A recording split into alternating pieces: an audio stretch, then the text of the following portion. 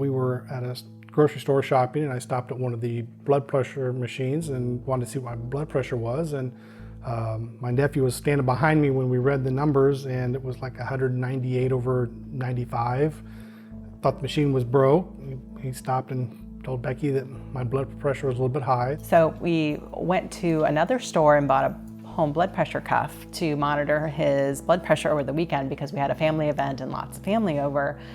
So it was that next Monday morning, I stood in the doorway of his office and I said, I'm not going to work until you call the doctor. My dad always loves to go outside and mow the lawn. It's like his favorite thing to do. So always been very active, and I never really noticed any symptoms of heart disease. So we did the EKG, and along with putting me on some blood pressure medicine, they found a little irregularities in the EKG. So she set me up with an appointment, and Dr. Rajaguru said my heart seemed to be very strong, but there was something irregular there too.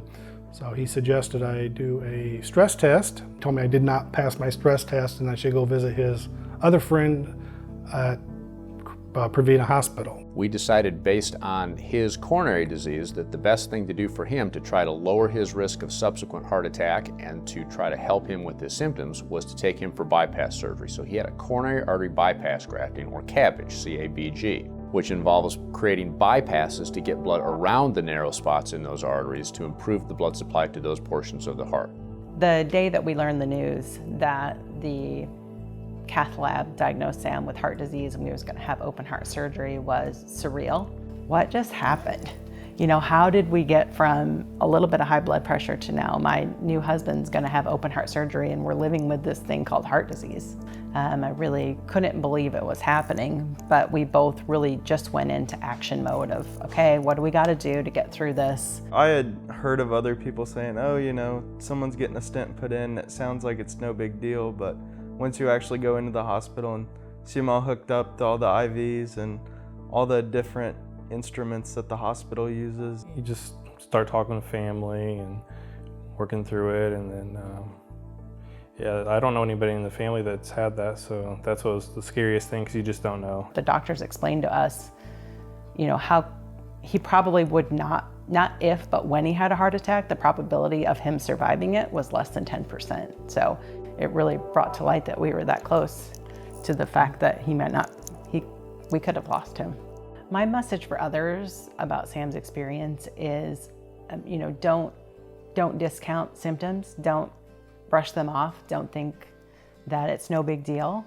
Some of my symptoms were, I just thought I'm getting a little bit older, 53 years old, not in the shape that I used to be in. Well, sometimes the symptoms aren't obvious. Mr. Preston didn't ever have any chest pain, which is the thing that we always talk about. We talk about angina, we talk about chest pain. We always talk about the classic substernal crushing chest pain. Feels like an elephant sitting on my chest, people will say. But not everybody gets that. Only about a third of people get that discrete symptom. Another third of people get all kinds of other things. So it's important for people to be thinking about their risk profile. The big 7 risk factors that we've identified are family history, high blood pressure, high cholesterol, diabetes, smoking, and actually any nicotine, not necessarily just smoking, being overweight, and being sedentary. Those are the big 7 risk factors. And so when people have those risk factors and they have symptoms such as chest pain or arm pain or jaw pain, or as in Mr. Preston's case, just getting more short of breath than they would expect, they should be thinking about maybe there's a problem with their heart, and they should go talk to their doctor and look into further testing to see if that is the problem.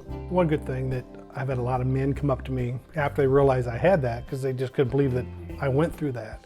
So the good thing is they're asking, what were the symptoms? So that was good that I could get the word out to some men just asking, what do I need to look out for? I look at it as the best thing that could have ever happened is that we knew. We got a diagnosis and we got surgery, and Sam was home. He had surgery on a Friday and he was home on a Monday. So I feel really fortunate that it happened and we went through it, and we're just so much more educated about heart disease. The American Heart Association is very useful because it's an overarching organization that brings together multiple specialties to do things like review the literature, help create guidelines for what best treatment practices are, also helps to fund research efforts so we can learn more about these disease processes. When the American Heart Association approached us about the Heart Walk this year, it was just a no-brainer. I mean, it was absolutely yes.